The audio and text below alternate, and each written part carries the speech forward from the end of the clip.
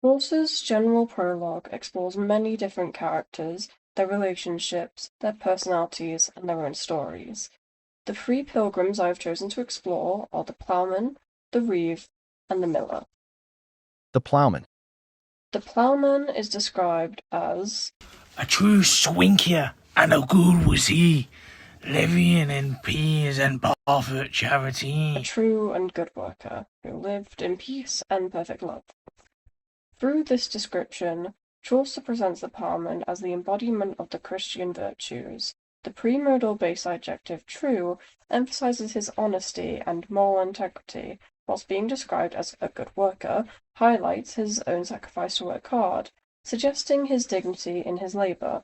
Unlike many of the corrupt churchmen in the book's later chapters, the ploughman generally lives according to Christian principles.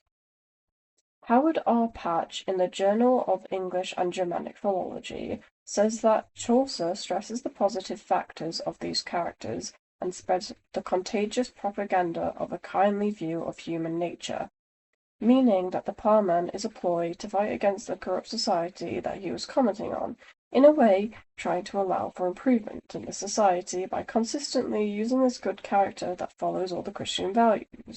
The description that he walked fresh, and moreover make ditches and dig, for Christ's sake, for everly proven right, without an hire, if it lay his might. He would thresh, and moreover make ditches and dig, for Christ's sake, for every poor person, without payment, if it lay in his power. Further emphasizes the ploughman's selflessness and genuine Christian faith.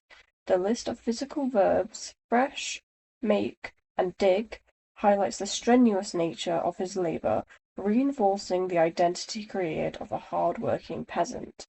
However, the phrase, for Christ's sake, reveals that his actions are motivated by that sincere religious devotion towards God, rather than a motivation such as social recognition or financial gain. The reeve. The reeve is described as a slender, colic man. His beard was shaved as nigh as ever he can. His hair was by his eyes, full round ye shone. His top was docked like a placed bathorn. a slender and choleric man. His beard was shaved as close as he ever can. His hair was closely cropped by his ears. The top of his head in front was cut short like a priest's. As well as this, his hair being described as cut short like a priest allows a representation that the reeve has a lot of power over the poor and the peasants, as a priest in those days were treated almost like royalty. Furthermore, this description may be Chaucer tackling the ideals of the world at the time, passively trying to fight against the fact that people treat priests this way when we already have leaders, such as kings. The use of this character to present a failing society is certainly one way that Chaucer describes the reeve. In contrast, critics such as Deborah S. Elias in the Chaucer Review described the reeve like a devil. This contrasts with Chaucer's descriptions of him being like a priest, as he may look like a priest and have the power of one, but he acts devilish and sinful in the rest of the tale. This contrast of themes may also be an attack on the many corrupt Christian priests in power at the time of Chaucer writing this, further supporting my point that Chaucer is using the reeve to comment on his current society. Additionally, the premodal base adjective choleric suggests that he is easily angered, bad-tempered, and irritable, suggesting that this character is one many people do not like. The idea that people fear the reeve is further reinforced by Chaucer's description of they were dread of him, as of the deaf. They were afraid of him as they were afraid of the plague. The fact that he states that people are afraid of him as the plague suggests that talking to the reeve, or even looking at the reeve, could have terrible consequences. This representation of the reeve allows readers to see that he's a very powerful figure who should be feared. The miller. The miller is described as he was short-shouldered, blued, a frickin' con.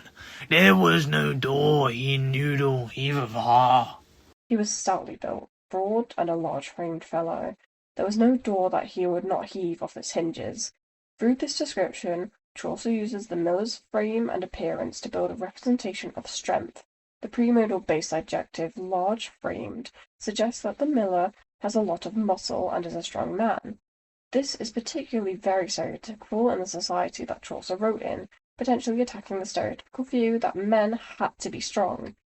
However, the miller is not meant to be an ideal man, as he is later described as a jangler and a Goliardies, and that was most of sin and harlotries. a loudmouth and a buffoon, and that was mostly of sin and deeds of harlotry. This suggests that although he is strong, he's not smart, and he enjoys being quite loud and annoying. This presents the idea that men in those days were always focused on strength and status, so they didn't have much intelligence. This also represents peasant men as severely uneducated and sinful, meaning it brings negative connotations of poverty and how it affects people's attitudes to life and other people.